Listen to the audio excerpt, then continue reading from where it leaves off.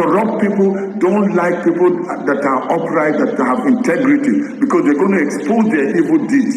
And that's how Tinubu, a corrupt person, was forced on Nigeria. See where the nation is today. And they are still saying, be patient, give them time. And while they're telling the poor to be patient, they are there stealing the money. Nigeria will never rise. I'm telling you, this is my own opinion. Even though I'm from Kaduna State, I'm from the north, but I want to advise Nigerians. We have missed a golden opportunity, a one-time game-changing opportunity in Peter Obi. But we allow this evil, selfish sentiment of Inyamiri will never allow somebody from the Igbo tribe to come and be president. See what our own northerners are doing. See what your southwesterners are doing. See people from the southwest. And now Tinubu has surrounded himself with people from the southwest. The same way Buhari did with all the Fulanis. And where is Nigeria heading to now? And let me tell you, as long as we keep marginalizing the Igbos and keep refusing to allow the Igbos, Nigeria will be grounded. Nigeria will never rise. I speak as a northerner. Peter Obi has not given me anything. I don't have any very close Igbo friend who has done anything or told me to speak as a northerner so that, so that they can allow the Igbos. We used to be lied to. They used to tell us that we must not allow people from the south. We as northerners, we must not allow them. If we allow them, they will destroy Nigeria, and then there will be no oil. They will not allow the oil to come to the north. All those lies. But as an educated person, I am tired. We are sick and tired. Northerners are suffering even more than Southerners. Alright guys, welcome to my channel guys. So a lot is happening in our country, and this is the reason why we've decided to be sharing most of this information that has been argued over time. Alright, although we are meant to understand that several people has asked Atiku to drop from running for presidency in 2027, and the reasons are very simple. They said that severally, or maybe 2 or 3 times, Atiku has always bought the presidential ticket, but he was never given the opportunity to access the presidential seat. All right, but this also, it's what all Nigerians have seen, and they've decided to do something about it. That Atiku should step down for P2B, and then Atiku also, it's finding very, very difficult. But in this video, it seemed like something different happened in this particular video that made it to look as if Atiku has completely given up for P2B to carry us in the year 2027 as the Nigerian president. So I'm going to leave you guys. Please, just in case you're first time you're also meeting us, please do also to subscribe and then turn on the post notification bell for more updates from this channel. Money that cannot employ you, that you owe virtually nothing, asking you for 20% of what they have no idea where you must have gotten it from, all in the name of personal income tax, and somebody thinks this is normal. We produce electricity by ourselves. The electricity I'm using right now is solar powered. It costs millions of naira to have. The internet I'm using now is not Nigeria made. It's from, I don't want to talk about it. The road down in my street and in my environment is community-based effort. The federal road, you can use them. The state road are right off. Security, you are at your own mercy. So tell me what you are getting from this government that they are taxing you all. Now you are taxing people you could not provide for. Okay, assuming the taxation is not that bad, civilized country tax to develop. But civilized country don't rob people they don't employ. Tax should be from your salary, or maybe you had a business. Not a man who has gone to do lebuke.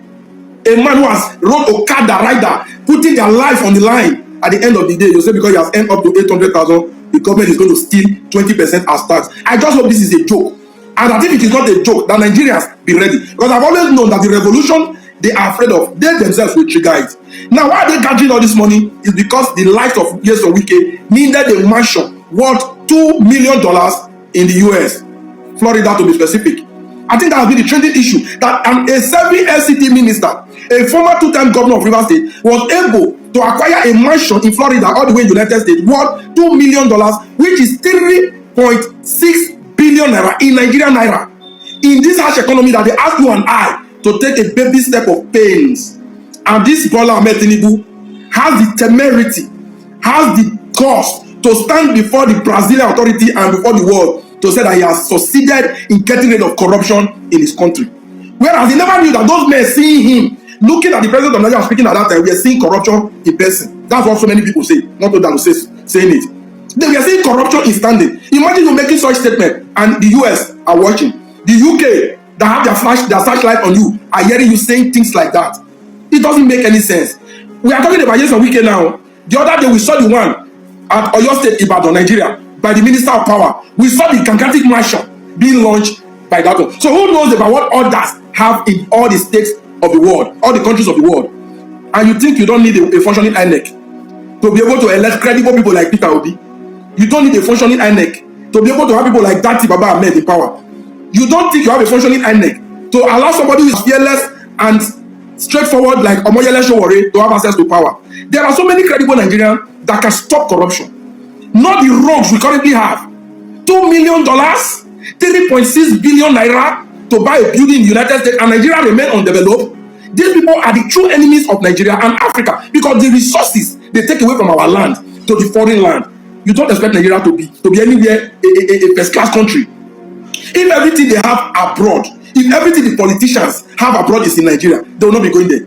They have hospitals there, they have refineries there, they have schools there, they have everything there that the people are suffering here. And the moron here supporting these people still don't care. And somebody expect me to take it lightly. See, I need followers, but I don't need morons as followers. I need people that are sane. You get the point now? So if you say because I'm insulting the non-living things, you will not visit my page, you will not follow my page. Who cares? Who told you I'm trying to gather animals? I'm just looking for those that are sound, those that can drive this country and West Africa by extension to the next level. Yeson Wike, now I know the price at which you delivered the River State to APC in the 2023 presidential election. You are giving the free hand, the free ride. Say, flex, enjoy yourself. FCT and its residents are hearing it hot. You did this in the name of your wife, who is a judge in the appeal court, and your kids. And to Tinubu, this is not corruption. He has indeed sent corruption out of Nigeria. I laugh when I saw corruption, saying he has chased away corruption from his country. We joke too much in this country. I don't want to bring in the one they went to do in Japan. Lying that the Japan authority has opened up entrance for Nigeria, that they've even reserved a city for Nigerians to come and inhabit, and it will be called Nigerians. It will be named after the Nigerians. I don't know what they call it. Only for those people, only for the Japanese authority to openly come out to debunk it. Why must this presidency always go embarrassing the country in whatever name? Is it based on ignorance or what? If as a Nigerian you are not concerned about this doesn't trouble you, this doesn't give you a sleepless night, and you are not interested in fixing this mess, if anybody refers to you as an animal and a non-living thing, be grateful to those people, because you are actually worse than that. By running for president in perpetuity, that he cannot continue to run. I was just expressing my views as a Nigerian. To injure his reputation before right-thinking members of the Nigerian public and the international community. In fact, one of those posts says, "You see that my one vote, I will rather give it to Tinubu than the leader of the mob," in your words.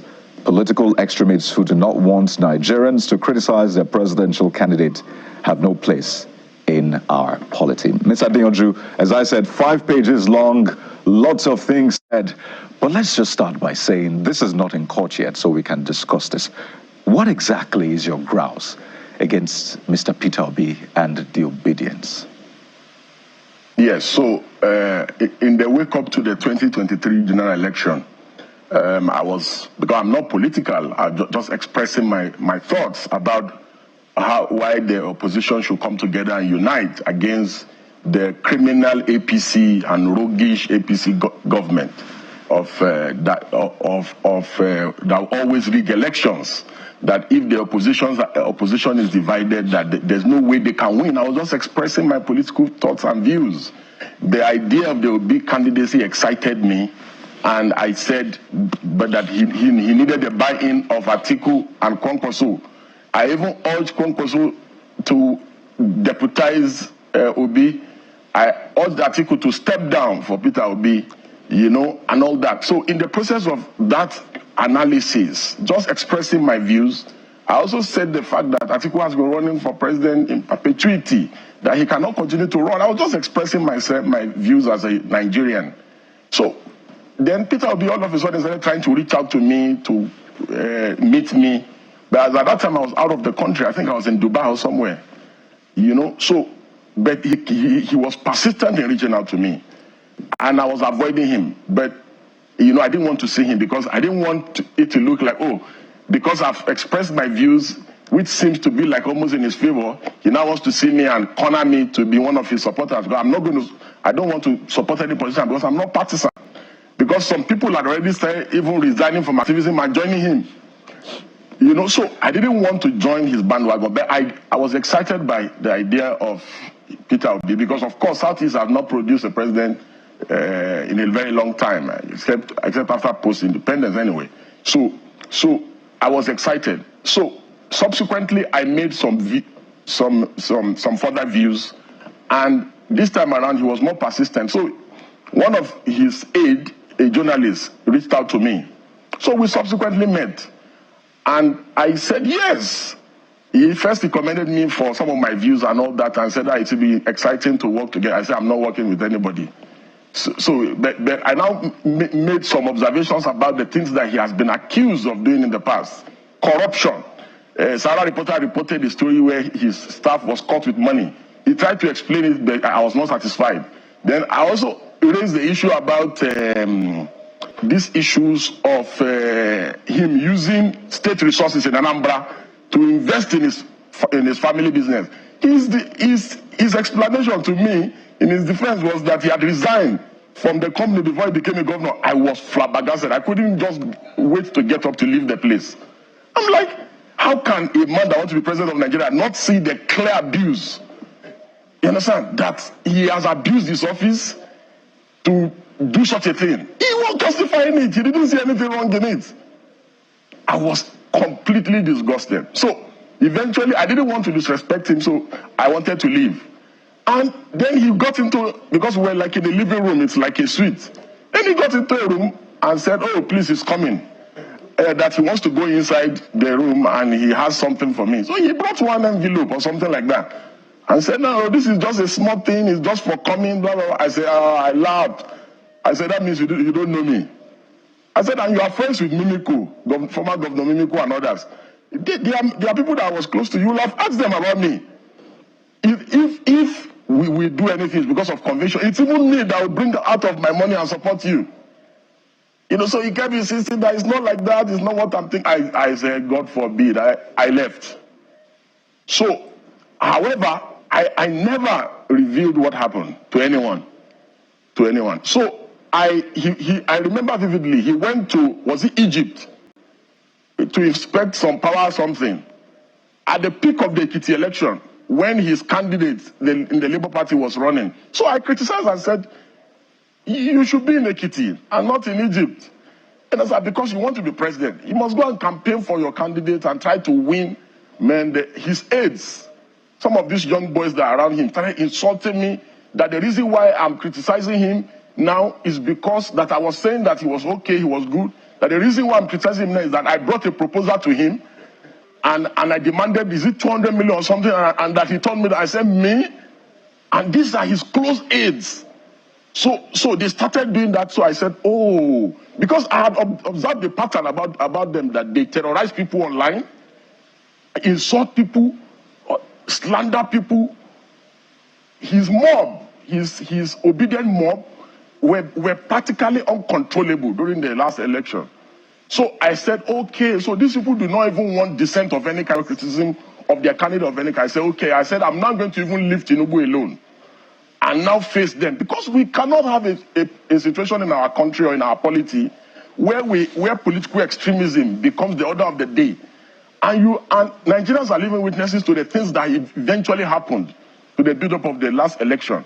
We have never had this kind of toxic political experience.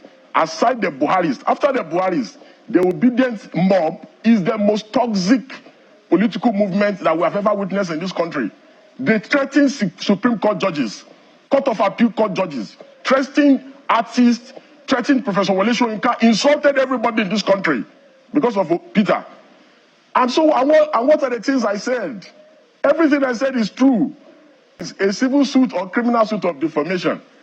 Justification, truth is a defense. What are the things I said? I said he's a political fraud, that he's paraded himself as a Messiah. Of course, he is a political fraud. Didn't he swear that he will never leave Abga? That any day he leaves Abga, let something which I won't want to say on TV. Then he left up there. The only thing that I forgot to say, among the things that he should now add to his defamation suit, is that he's a political prostitute.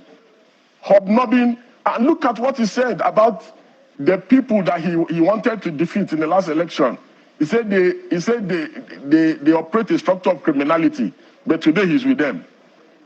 He has one leg in PDP, they are discussing with him, another leg in APC, and he's still a member of Labour Party. Confused politician. So he should do his worst. All right, DJ, a lot has been said. We just allowed you to say some of the things, and of course your position is well noted, but we may have to be moderate with our words, given everybody you've mentioned, whether it's the APC, Peter Obi, and everybody. I know you speak without, no matter whose ox is God, but this is TV, so that we're within regulation. But given that has been said, there was also another suit, we understand, so that we establish this. I understand you've also filed a suit against one of his followers. Is that true? It's his aide. It's one of his aide that always with him, one Sarah. In the build-up to the election, she called my wife a prostitute. That my wife, and he endorses these things because these are his aides. There is no way your personal aides will be attacking people. Your critics. They'll be attacking them, insulting them. There's no name. They didn't call me. They called me a terrorist. They called me a gun runner. They said I was the one that supplied his aides, his close aides. That was the one that supplied arms for gun running for Dino. What is my business with Dino? They called me a murderer. There's no name. They called me a blackmailer. Blackmailing who? This same Peter who cannot tolerate criticism today calls Showore a blackmailer in chief because Sarah reporters ran the story against him. He's a political fraud. Okay, so and look at I called him a religious bigot. Of course, on this station, the former PDP chairman in Anambra in his state said he was the one that divided and started religious division in Anambra between the Anglicans and the Catholics. Look at what he did in the last election. Look at what he was discussing with my Bishop Oyedepo, the Yes Daddy thing, calling the election a religious war that he should be supported because the election is a religious war. He's a religious bigot. I've said what I said, he should do his worst. Well, Mr. Adeyanju, because this platform is an international platform, let's measure our words. I know these issues will still be discussed in court, but for the purpose of this conversation, since he's not here to speak to those issues, we don't want to be seen to be, insulting anybody's sensibilities. But those points, you've made them time and again on social media. I mean, people who don't know you will probably be shocked, but this is something you've done consistently. You're an activist, and you don't seem to be afraid to say your mind. But let's look through some of the other claims in that document that was addressed to you, because a lot of people are wondering, why are you doing this?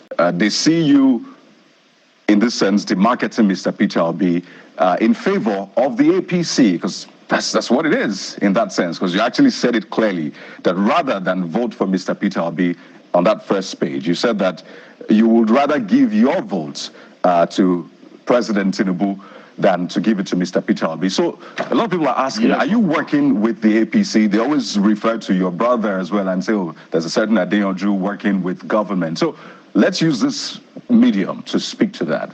Are you defending or at least are you supporting the APC by demarketing Mr. Peter Obi? Why will somebody like me, God forbid that I support APC, support APC for what? But you said you'd rather give your votes to Mr. Tinubu. If the opposition presents Peter Obi, I will vote Tinubu. Because we cannot have a situation where people, a man who leads a mob that terrorizes people online, that cannot tolerate criticism, that call people all sort of, anybody that does not support their candidate is an enemy of Nigeria. Anybody that does not support the candidate has been paid, has been compromised. He's supporting the government. Who has Peter Obi criticized this government like the way I've criticized?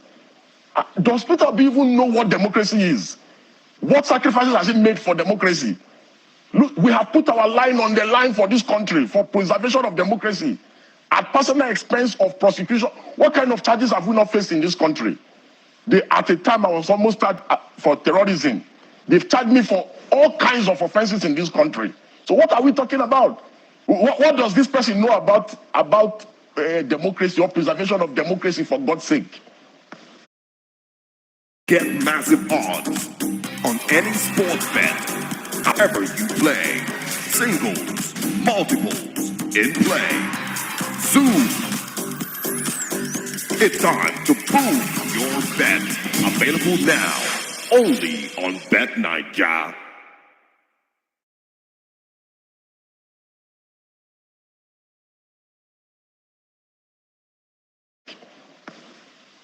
What we are saying is that we must sanitize our polity, that we cannot have a country where people who terrorize others, who do not appreciate that people have the right.